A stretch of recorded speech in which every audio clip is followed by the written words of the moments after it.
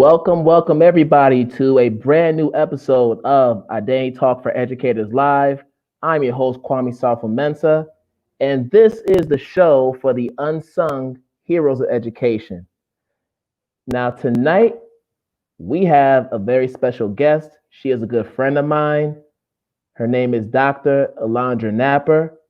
She is a STEM teacher advocate. She's an entrepreneur, an award-winning author, and she is here tonight to just share all the different ventures she's getting into in the STEM field.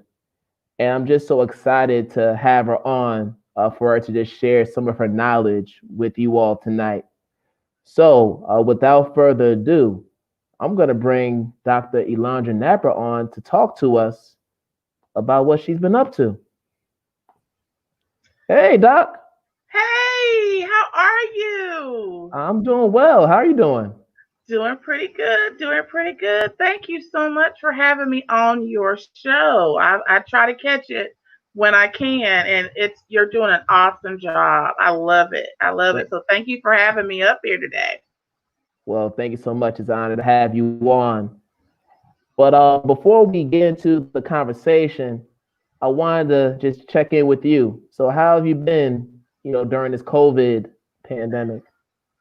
So I've been doing pretty good. I am one of the quote unquote special population of people that needs to be quarantined. So as well, you know me, I have Crohn's disease. So I have a compromised immune system. So I stay in as much as I can. And if I do have to go out, I wear a mask and I distance myself. But this has been a wonderful time for me. I've been able to write and get on podcasts and do different things. And so it's been a wonderful experience, even though I know that some people may be struggling with it. This is a great time to put some things in action and be creative. So that's what I've been doing. And that's awesome. And this is the best time to get creative and to really put your innovation to work with all the Yes. time we do have. But I know I gave a pretty short intro because you do so much more than what I conveyed. So I want to give you an opportunity to just tell us a little bit about yourself and what brought you into this field of education. Okay, well, wow. So I am from North Carolina, and my father was in the United States Air Force. So I was born at Seymour Johnson Air Force Base, and my mom is a nurse. So, and she is, my father unfortunately has gone on to glory, but my mom is still a nurse. And so I went to Fayetteville State University. I am a proud Bronco. And I got my master's degree and my undergraduate degree from Fayetteville State. And then I got my EDS from Virginia Tech and my doctorate from William and Mary. And so I got into education, and this is I don't know if it's a bad story or a good story, but I wanted to be three things when I was a child, and I didn't know which one of the three I wanted to be. And one was to be a pediatrician, one was a chemical engineer, Okay. and the third was a teacher. So when I was in school, I had a teacher that taught math, and math is not my favorite subject, but I know that you are an awesome mathematician. Thank you. But math wasn't my thing. Science and everything was my thing, but I know that science is applied math, but that's where math made sense to me. So I had a teacher who I went to, if I may say, a predominantly majority school. And I asked for help, and the teacher said to me, "Why don't you get your sister to help you?" And my sister is a year older than me, and she was in high school at the time. And so that's what the teacher said. And I'll never forget standing in her room. I'm going to be a teacher one day, and I'm going to help children, unlike you, who gets paid to do nothing and not help children. And I will never forget that. And it hurt my feelings because I loved learning, and I was in the top of my class, and she said it in front of everybody. And it reminds me, that story is fitting for what we're going through right now with Black Lives Matter, and what's going on with rampant and institutionalized racism in our schools, in the workplace. And that's what happened. I mean, and then right after that, she helped another child that didn't look like me, if that makes any sense. Right, right. But she didn't help me. And so, but I also had good teachers. So I want to, bring that up. I had great teachers that inspired me. I had a wonderful history teacher in junior high, middle, and high school, and my 12th grade physics teacher sealed the deal for me with science. That's how I became a teacher, and I am so one of those three things. Well, actually, two of the three have come to pass. um, I became a doctor, just not a pediatrician, and I became a teacher.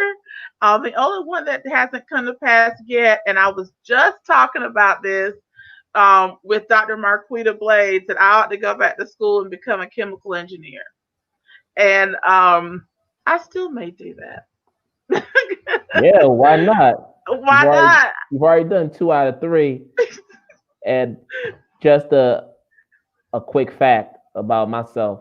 So my brother actually went into school for aeronautical engineering. Uh-huh. So he actually was going to go to Case Western Hmm. University up in Ohio, Hmm. but then he ended up going to Rensselaer up in New York. So we have a lot of math whizzes, if you will, in our Yeah. family, and we're always into the STEM fields. Yes. But you mentioned a few teachers who encourage you to be a champion. See how I Yes. did that there? I like that. So this is a perfect segue into this next question. So, what inspired you to start encouraging champions, your business, and what's the mission of this initiative? What are we trying to accomplish with this? So encouraging champions, I didn't realize was being birthed that day in that classroom, um, when the teacher didn't help me. And I didn't realize it until I got into education and started teaching and working with my students, that it's not about, and this sounds so cliche, and I know that educators and people have heard it so many times, but children don't care how much you know until they know how much you care. Yes, And that is very true. That is very true. I mean, especially now. yeah, especially now. And so, with my journey in education, where I was with students that came from different backgrounds, meaning that I've had some students who, were abused at home, some that did not have food to eat. I mean, just different things. And I was that teacher, and I'm still that educator that just provided. I think about this poem that says, "Just give them a pencil. Just give them a pencil." Have you seen that poem, Kwame? I'm gonna have What? to. Yeah, It's you might called. have to send that to me. Okay, so this poem talks about how a student asks for a pencil from the teacher. And in the poem, it talks about what the teacher said to the student, but then the student says, "But I had to help my sister get ready for school. I had to cook breakfast for my siblings because I'm the oldest, and all I wanted was a pencil." And so encouraging champions came out of what I experienced as a student, that was good and not so good. And I realized that those teachers that I were my champions were my teachers that I remember not because they taught their subjects well, but for how they treated me and the relationship that they had with me. So, encouraging champions, the mission of that is for me to work with students and other educators on how to incorporate social emotional learning in their classrooms through their subject areas and encourage students through their lessons and through the text and books and that and atmosphere that they create in their classroom. Because sometimes we as teachers think here's SEL on my plate, here's the standards on my plate, here's this on my plate. But my mission is to show educators how to integrate all of that into their classroom. And if I may quote Dr. Chika Akua, to create a class womb, WOMB, instead of a classroom. And we all know that a womb is a nurturing place, where the baby gets fed. And I want to help educators to create that environment in their classrooms and administrators to create that in their schools so that children are fed socially, emotionally, mentally, spiritually. Because if that you've got a Maslow before you bloom. Absolutely. You got a Maslow before you bloom, and so that's where encouraging champions came from, and my mission in life. And I know we're going to talk about your two newest books, but my son and I have one of your books, Every Child Needs a Champion. Yes. And we've read that so many times. Oh. We love the book. Thank you. And I know he's the type that just moves on from book to book. But there was a time when Every Child Needs a Champion was a book that we read every time he was about to go to sleep. Oh. That was a bedtime story. So I'll put that out there. Thank you. Yes, no, absolutely. We have to show respect, when the credit is due. But I do want to talk about your two newest books that you released during this COVID-19 period. Yes. So let's talk about them. I am so excited. Yeah. So you have two new books. My Name is Rona and the Quarantine Chronicles. So can you just share with us a little bit about each of those books for the kids and even for the parents who are watching us tonight? Okay, so My Name is Rona and the Quarantine Chronicles go together. They actually go together. And I wrote that book because I read a story about a young lady in California who committed suicide.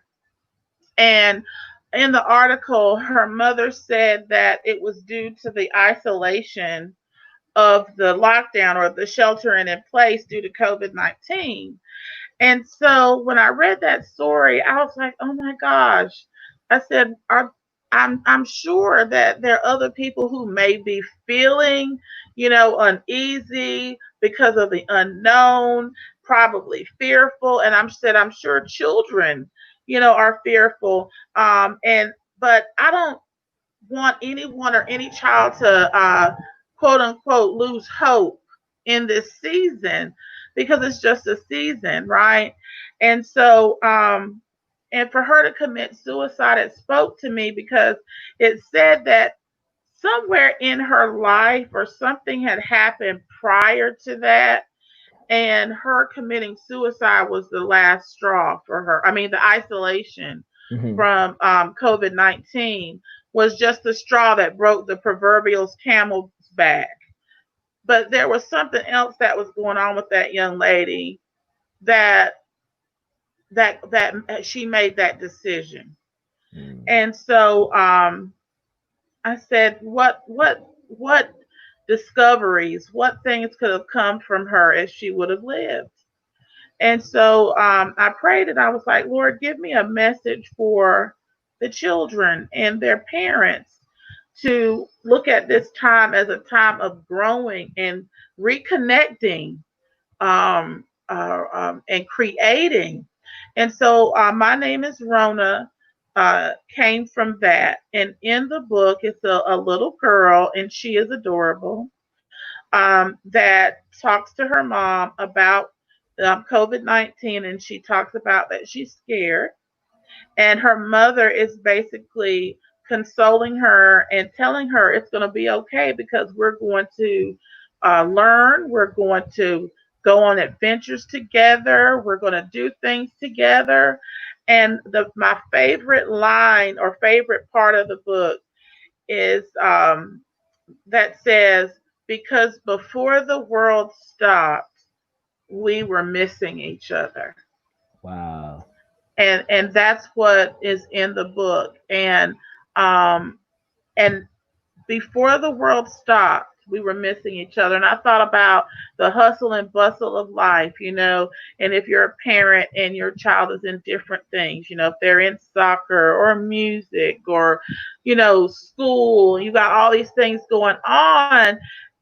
Do we really take the time to do like we used to do, like when I was growing up, that you sat down and ate at the table, every day, that you talked, not just a drive-by conversation in your car or maybe back at home, because everybody is trying to get in and get dinner and then go right back to bed and then get back up and do it all over again, right? Yeah. But this time has really forced us to slow down, to Yeah. slow down and to rediscover maybe yourself, your children, your spouse, your family, because there's nowhere to, now things are opening up. But before, you couldn't go to the restaurant, you couldn't go to the movies, schools are closed. So what are you going to do? You're going to spend time with each other Yes. and talk to one another. And so and learn and grow. And the goal of Rona was that I wanted children to take this time to find out some things about themselves that they may not even know that they liked or enjoyed, and to do it with their family, do it with their siblings, whatever that may be, so that when we come out of this, because we will, this is not forever, that No. they have something that they learned and that it may be their contribution to the world. I mean, we may find the cure for cancer. A child may be finding the cure for what I have for Crohn's disease, you know, or we may have the next um, Moe's bows. There's the child who started making the The bows bow bow ties. ties. He got a Yeah, He got a sponsorship with the NBA. that's exactly right. He sure That's true. did. And And his mentor, I think, was Damon John, who's in Shark Tank, yes, also a co-founder of Fubu. I remember. Yeah. So That's yeah. right. Or the young lady who this was last year, who made the it's like I think it's a vegan lemonade. But anyway, Target sells her lemonade. What? Yes, go look. I can't remember the young lady's name, but she was like 10 or 11 years old, but they sell her lemonade. Okay. Yes, and then there's another young lady I read about who she was homeschooled and she loves to cook, and she was experimenting with different spices and different things like this.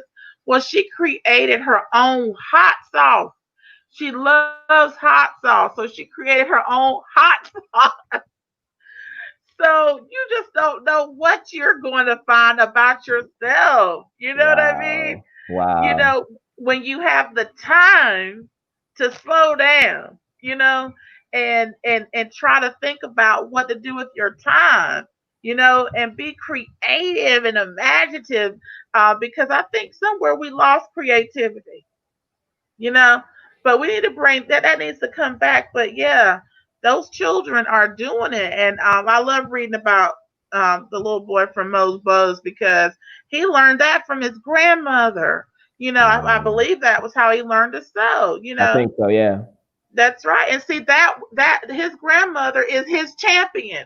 And because in the book I talk about that your champions are around you. It could be your counselor, your teacher, your coach, those people that encourage you, to do your best, but to also nurture that gift that's inside of you and pull it out of you that you may not even know you had. But they saw it. Oh, well, absolutely. So, Hey, Vincent! yes, Vincent Taylor, so author of the Cornbread. Cornbread series, Yeah, cornbread. giving a shout out. So Yes. we always appreciate people coming on to share their comments. So let's keep them coming. Yes. But one of the things that you mentioned about kids being able to be innovative and to create new products that are going to enhance our lives, that's what's given me life during this period. Yes. I've seen so many young people create some amazing things that are just blowing up on social media. A few episodes ago, I had a 13-year-old entrepreneur who has her own business where she is creating shirts that focus on historical figures of color Mhm. that we don't talk about in schools. And she has an accompanying app that you can scan to the QR code on the shirt to get information about the featured character on it. At 13 years old, 13. in no way would I have thought about that when I was her age. So it's just No. amazing what's happened over the course of 20, 25 years. We are in the Generation Z era for sure. Oh yes. But I want Oh to yeah. but I want to ask you this question about the academy. So you have a new academy called the Champion STREAMA Academy. So before you talk about the academy itself, I want you to break down the acronym STREAMA. What do Okay. each of the letters stand for, and how is it tied to the overall mission of encouraging champions? Okay. Well, first of all, I watched that episode, Kwame, and I'm ordering that young lady shirts. I went to her website. She is the bomb. So thank you for sharing her with us because amazing. I love it. But so Streama, everybody knows about STEM, science, technology, engineering, and math. Streama stands for science, technology, reading, engineering, art, music, math, and agriculture. So that's what STREAMA stands for.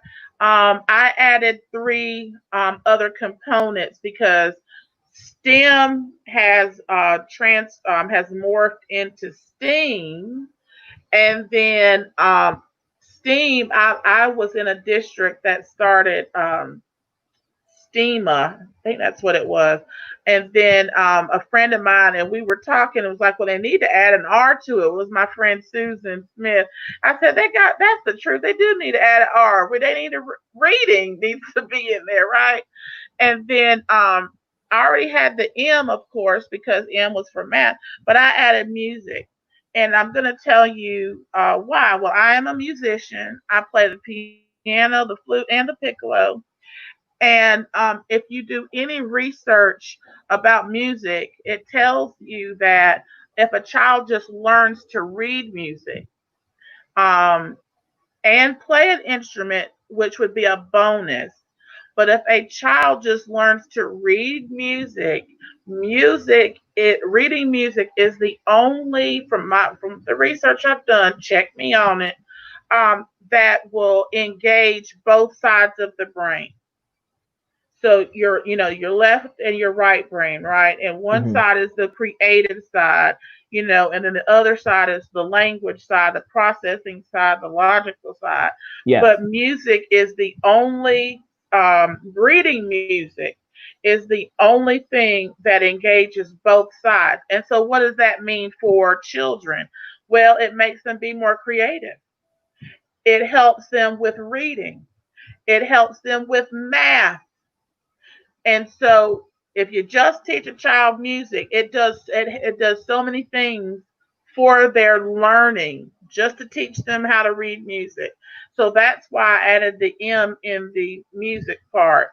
And because I know that for a fact. I didn't know that both sides of my brain was working as I learned to read music, but I know that knowing how to read music is almost like reading another language or understanding another language. And I know that music took me places that I may not have never gone before. I was in the band, I was in the concert band, I was in the marching band at Fayetteville State, and we were able to go to all over the East Coast to different schools and play. And so I know that music is a powerful experience, a powerful thing in your life. There's so many things that music can do. Music therapy. People can use music to assuage anxieties and depression. Music is just it to me it cures everything, along with a smile. So I also I added agriculture, and also the district I came from, they had agriculture too. So I kept the A. A lot of people don't know that I'm a country girl. I am from North Carolina. Even though I spent part of my life in Germany because my dad was in the military, and another part out west, my family's root, of course, is in agriculture. And I tell people all the time that my family after slavery sharecropped.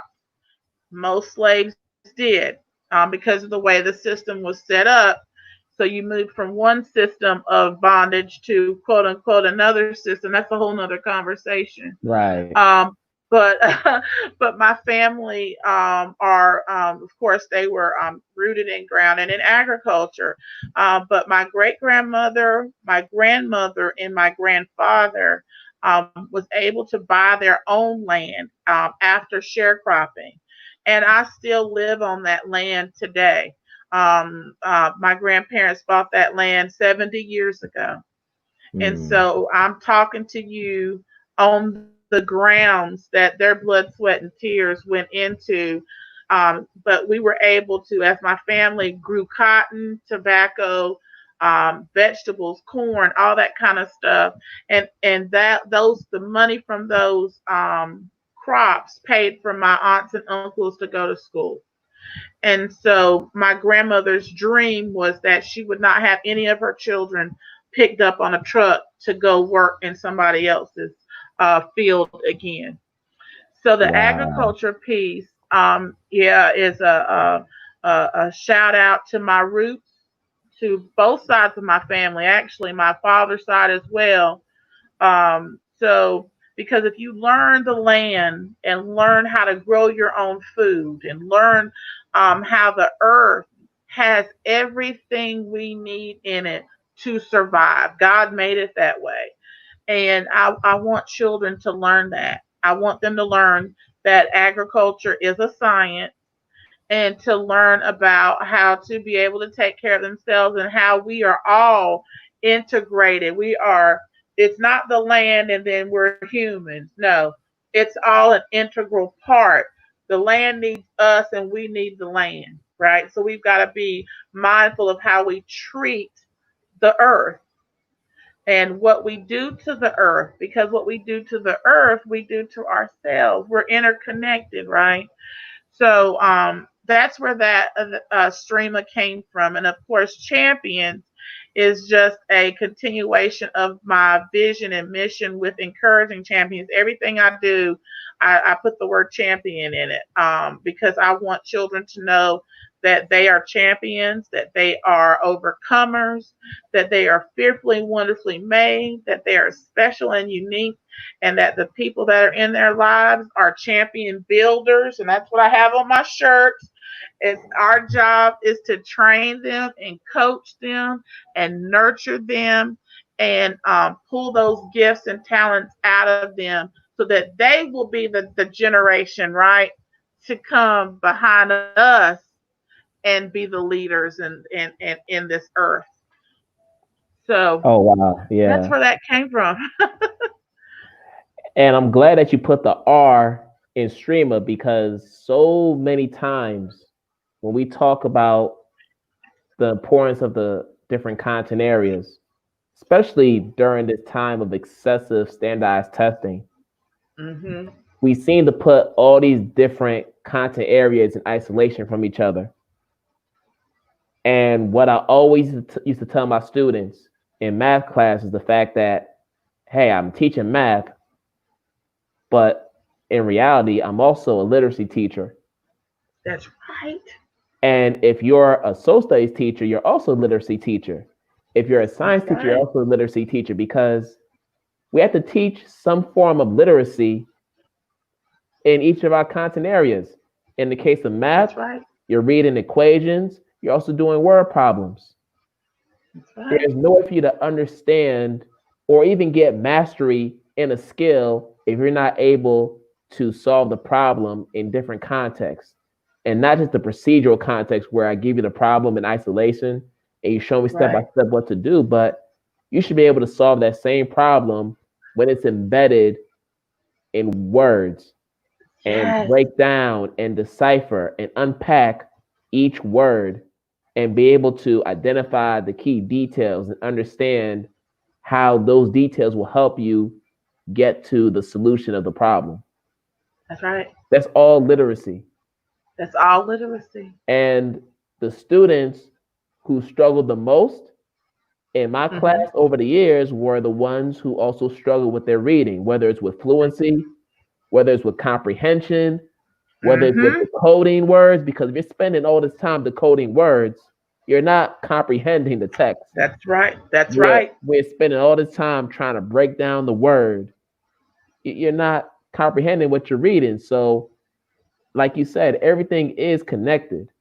It is That's right. all connected. It's And all connected. we have to look at it from that standpoint so that our students understand that. So it's every teacher's responsibility to make that clear to students that when we are teaching our content area, we are also teaching literacy. We're also teaching reading and writing.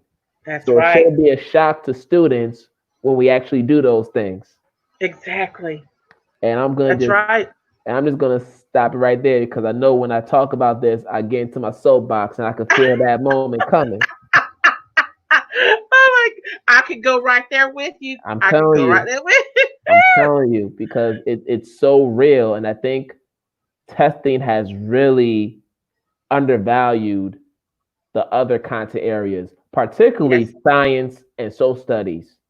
Mm-hmm. They've become afterthoughts in our school systems to the Yep. point where when the districts decide to make budget cuts or they Mm-hmm. want to cut programs for the next school year, what's always among the first programs on the block? The art Music, program, arts. Mm-hmm. music, Yep. science, all those extracurricular creative arts PE. activities, PE, Mm-hmm. all essential. It's essential. Yeah, all essential. So we Mm-hmm. do have to be mindful of how we message the importance of each content area in the presence of our students. And I'll just stop it right there. So Yes. Yeah.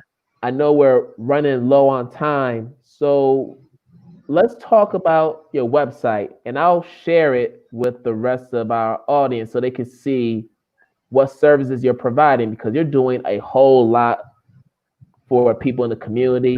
And I want to give you the opportunity to just share what's going on the website, the services you provide, and how people can get in contact with you. So, floor is yours.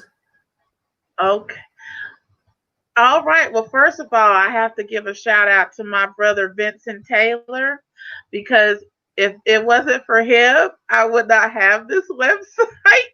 I was doing things, but I didn't have a website, and Vincent said, "Look, sis, you need to have a website." So thank you, Vincent, for encouraging me. It's cyclical, right? There you To go. get this done. So if you look at, there's my home page, and there's me sitting in the chair. And if you scroll up a little bit, or actually just stay right there, Kwame, and go up to the Sure. top for me, Sure. across where the links are, the different pages. Mm-hmm. So you'll see that's the home page, and if you click on blog, I think there, yeah. So you can go to my blog from the website, and you'll see that blog right there. Science is Lit is a curriculum that I have written that incorporates everything that you just said, Kwame, Mm-hmm. about, math is a language. Math has its own language. Science has its own language. Social studies. So science is lit. The lit stands for literacy, and it also stands for the culture, because kids say that's lit, that's lit, and I Right. want them to know that science is lit. Yes, it is. It's lit because it's going to help you with your reading, and it's lit because science is just fun like that, you know. And so there's my one of my blog posts. Actually, that blog post is a sample for a new book that I'm working on during this time, called The Digital Classroom Pedagogy. So I hope I get to come back and talk about that when I'm done with it. But yep, so that's my blog page. And if you scroll back up, you can also click on the shop link, and all of the books that I have published so far. Of course, Every Child Is a Champion is on the website as well. And also my new books. My name is Rona, and my other new book, which is called Chloe the Confident Caterpillar. Oh And wow. in that book, I have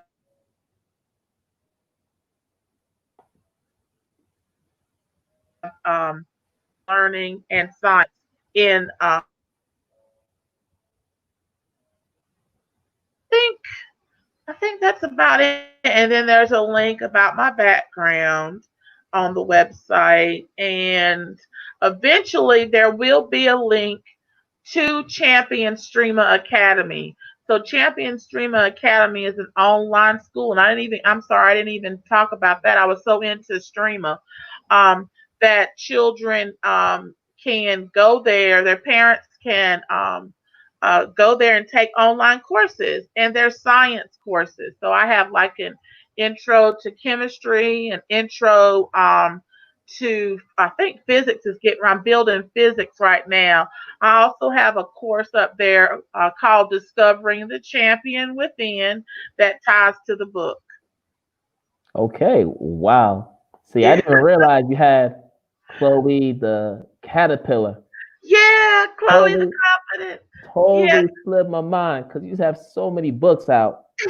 And with regard to the book you're currently writing, the digital classroom pedagogy, Mhm.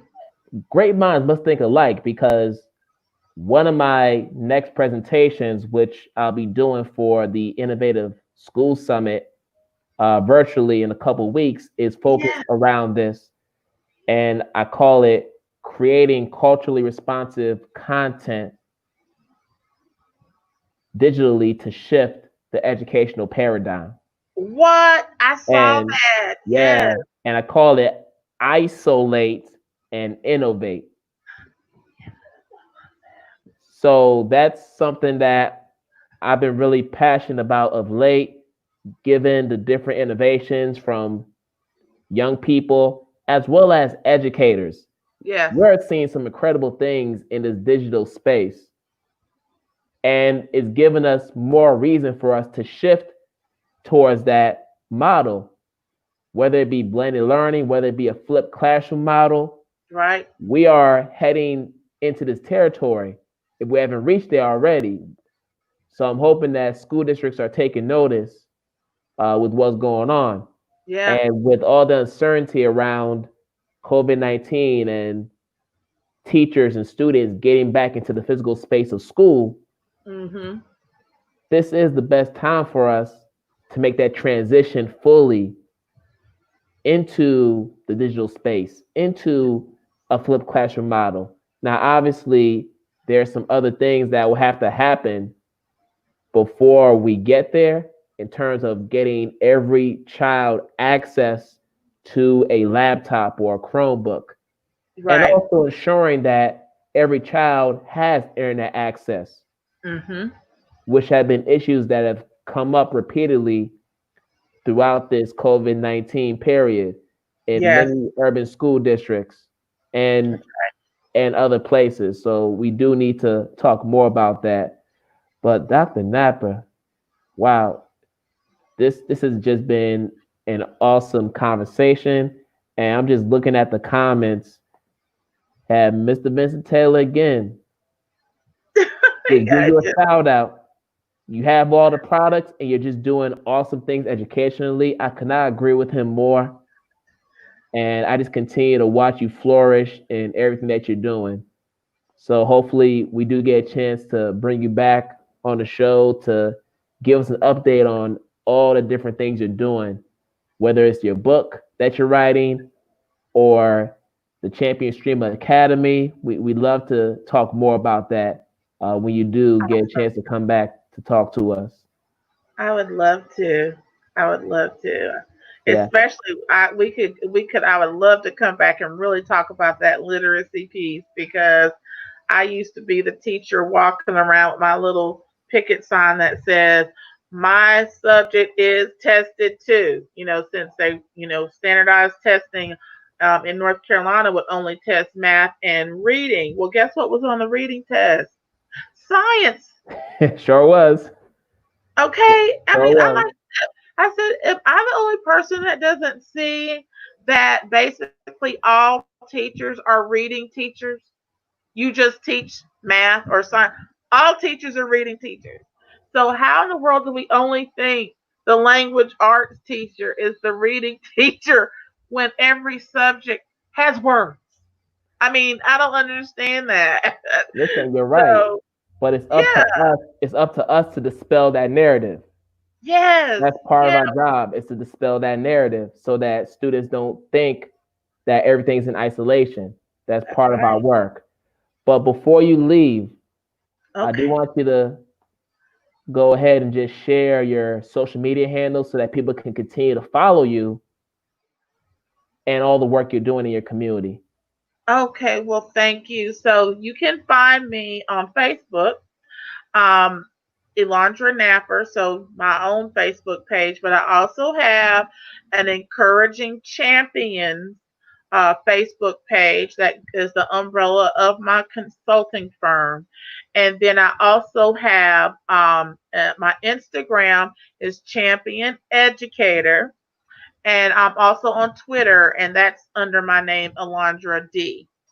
Also have for my name is Rona.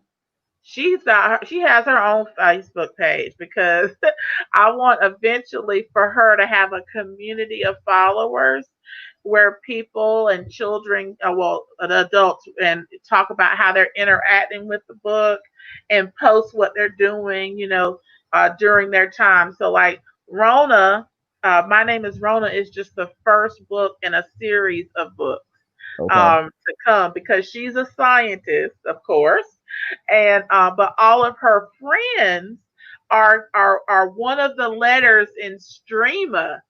So there's going to be an engineering friend and a math friend and a music friend, and they're going to all go on this journey together. So I'm hoping that people will interact with us in Facebook in a learning community with Rona now and in the future. So that's the way that they can get in touch with me, as well as at my website, Encouraging Champions. LLC.org, and there's a contact link. I forgot to mention that, but if they click on that contact link, they can email me from there. My email address is in on the page as well. Well, thank you so much, Dr. Napper. And it looks like our friend, Mr. Vincent Taylor, is sharing his handles. So, if for Yes, anyone who has not, yes, and I am plugging Vincent here because yes, the whole Cornbread series is phenomenal. He has a YouTube channel. He's pretty much on all the other social media outlets.